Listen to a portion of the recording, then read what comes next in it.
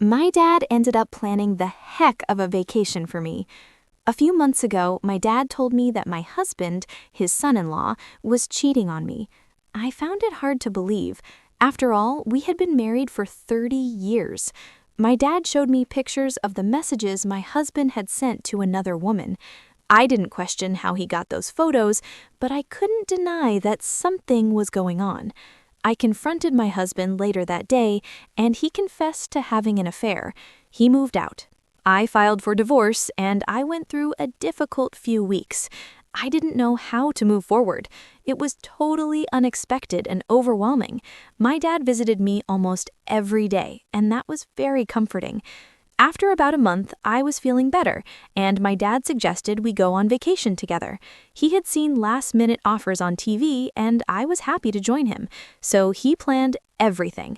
I was completely convinced that we would go with his family, but when he picked me up on the day we were leaving, it turned out it was just going to be the two of us. It didn't bother me too much, but I found it a bit strange. When we arrived, I found it odd again. He had only booked one room. I couldn't complain since he paid for the whole trip, but it seemed odd. I was there to have fun, so I didn't push it. The next few days were fantastic. He had booked several activities like diving, salsa dancing, and a helicopter ride. And in between, we relaxed by the pool and had some drinks. I made sure to tell him how much fun I was having and how much I appreciated it. He just hugged me and said he wanted to see me happy. After about a month, I was feeling better, and my dad suggested we go on vacation together. He had seen last-minute offers on TV, and I was happy to join him, so he planned everything.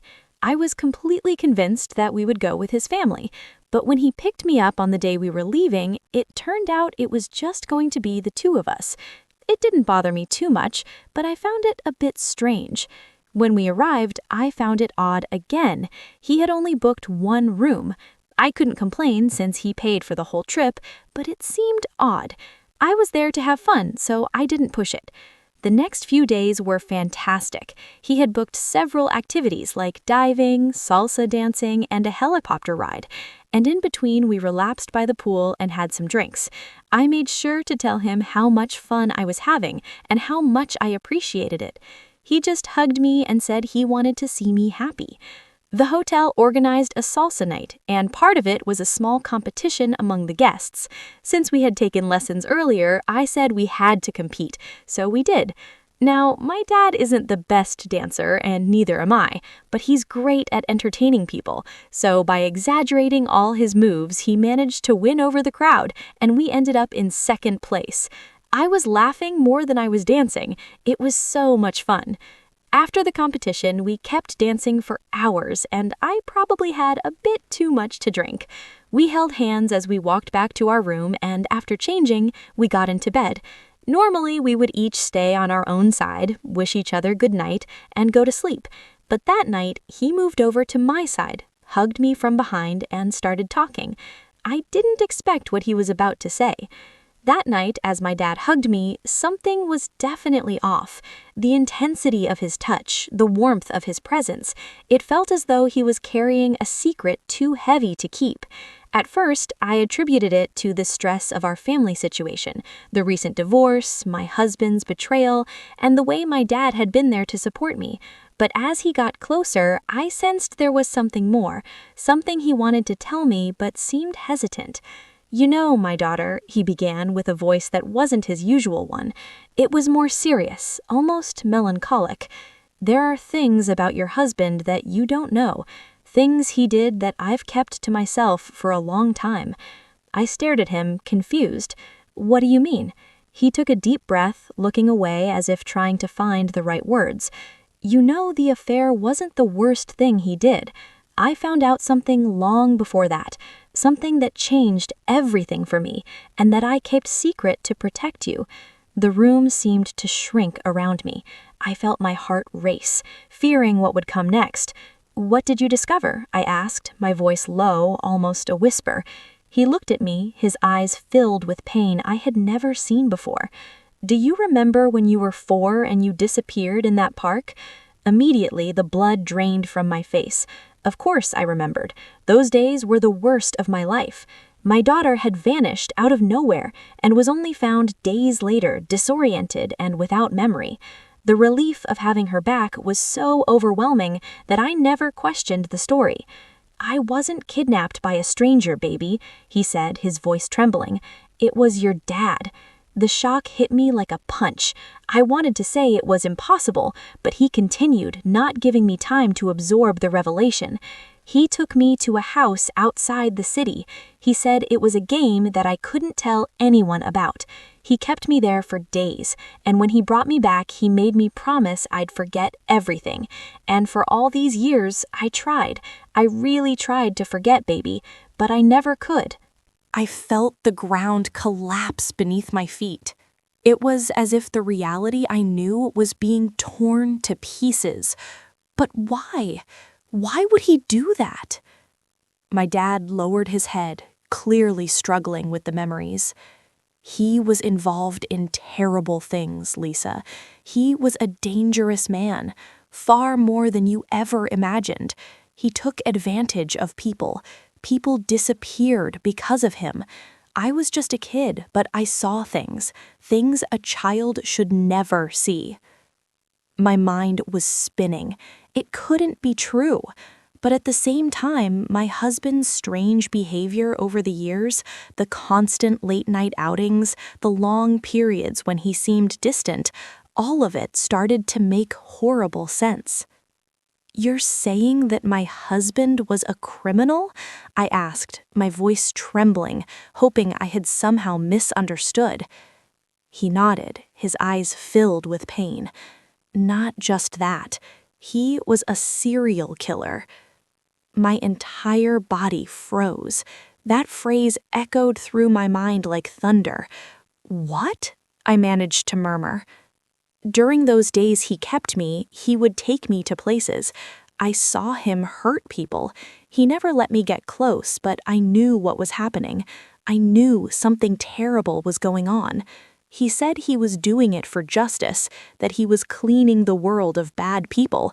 I was too young to fully understand, but it scarred me in a way I couldn't erase.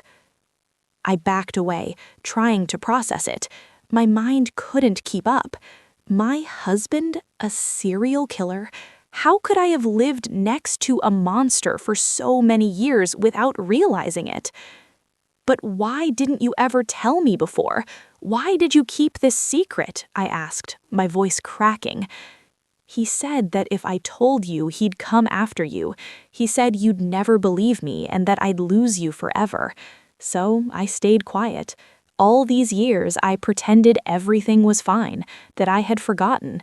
But when I saw the messages, when I knew he was cheating on you, I realized that was my chance to get him out of our lives for good." My heart was shattered. My dad had carried this burden alone for all these years, trapped in a cycle of fear and silence. And now, as he told me the truth, something else struck me. "You said he took the victims to places. Where did he take them?" I asked, fearing the answer. He hesitated for a moment, his eyes filling with tears. "He took them to a shed far outside the city. That's where I saw everything." I felt nauseous, the panic beginning to set in. "We need to tell the police immediately." My dad stood up quickly, gripping my arms, but this time, something in his expression was different. A cold determination, a calculated certainty. He didn't seem to be trying to calm me down, but rather preparing me for the next revelation. "Listen, Lisa, he won't hurt us anymore. I have proof of everything. I took secret photos." My mind froze for a second, trying to process what he had just said. "Proof? What proof, Dad?" "On those nights when he went out to do what he did, I followed him. Lisa, I followed him to the shed where he took the people. I waited for hours until he started his activities. And when he was there, in the middle of it all, I took pictures. I captured everything, the victims, the shed itself, and most importantly, him." My eyes widened. It was hard to imagine my dad, so determined, following his criminal son-in-law into such a dark and dangerous place, all to gather evidence. "You have photos of him there? Of what he did?" He nodded, his expression serious. "Yes, I took pictures of everything. I hid far enough so that he couldn't see me, but close enough to record every detail. I have everything we need to incriminate him." The relief I felt knowing he hadn't done anything drastic was immediately replaced by another concern. But what now? What did you do with that evidence? That's when he revealed what he had planned from the beginning. I confronted him. I went to him with the photos. I showed him everything. I told him that if he came near me or you again, or if he tried anything, I would turn all the evidence over to the police. I threatened to expose everything, his crimes, the shed, the victims. He knows that if he tries anything, it's over for him. A mix of fear and relief rose within me. And what did he say? Did he believe you? He had no choice, Lisa. I showed him the pictures. He tried to intimidate me, tried to turn the situation around like he always does, but I was ready. I told him that if he made any move, I'd release everything to the press and the police. There's no way out for him. He knows he's trapped. My heart pounded in my chest. It was hard to imagine my dad confronting that cold man, the manipulator who always seemed to be in control. "Are you sure he'll keep his distance?" "Yes," he replied, his voice firm. "I told him that if he even thought about revenge, his life would be ruined, and he believed me because he knows I'm not bluffing." Now it all made sense. My ex-husband's distant attitude during the divorce, his decision to leave without a fight. He knew my dad had something on him that could end everything. That explained why he had stayed away without trying to interfere. "I just wanted to protect you, Lisa," he said, his eyes filled with the pain he had probably carried for a long time. "I knew he was going too far. I knew that sooner or later he'd come after us in an even worse way. So I did what I could to make sure we'd never have to live in fear of him again." I moved closer to my dad and hugged him, the tears finally falling. The sense of security I never knew I needed now felt more real than ever. He had done what was necessary, protecting our family from the man I had never truly known. "You're so brave," I whispered, holding him tightly. "I could never imagine going through something like this, but now we're free." He sighed, relieved. "Yes, Lisa, we're free, at least for now." That phrase echoed in my mind. Although my ex-husband was far away and the evidence my dad had against him ensured that he wouldn't try anything, we knew that the threat, however distant, still loomed over us. But now at least we had something we'd never had before: control over our own lives. And most importantly, we were finally safe. I knew it would be a long road to process everything that had happened. But in that moment, with my dad by my side, I felt like we could overcome anything. After all, together we had defeated the most dangerous monster we'd ever known. A few years had passed since my dad and I went through that terrible revelation. Life finally seemed to settle into a rhythm of normalcy. However, the peace we thought we had gained was an illusion. The first sign that something was wrong came on an ordinary day, when I discovered that the photos of my ex-husband, the incriminating evidence my dad had gathered, had been leaked. The sense of betrayal and helplessness was immediate. The images began circulating online, and the outside world grew restless, as if the monster from the past was returning to haunt us once again. My dad disappeared without a trace shortly after the leak. There were no words, no note, nothing. His disappearance left me devastated and terrified. I knew he was in danger, that perhaps my ex-husband, even while imprisoned, could still have allies or a way to seek revenge. With the leak of the photos, my life descended into chaos. The media, the police, and even strangers started searching for me, flooding my life with questions and speculation. The protection my dad had ensured, the security I had felt for all this time, was now in ruins. I was forced to live in anonymity, moving from city to city, changing my identity. The fear of being discovered and the anguish of not knowing where my dad was became my constant companions. Each day was a battle. The constant stress and the guilt of not being able to protect my dad began to consume my sanity.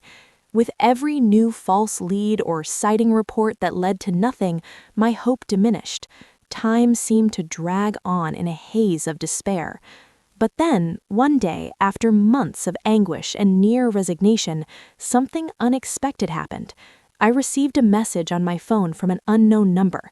My mind was so exhausted that I hesitated before opening it, fearing yet another false hope. When I finally opened it, what I read left me paralyzed. The message said, "I love you, Lisa. You're safe. Son-in-law is in prison." It was as if time stopped for a moment. The words echoed in my mind as tears of relief and confusion streamed down my face. The message was brief, but enough to unleash a whirlwind of emotions.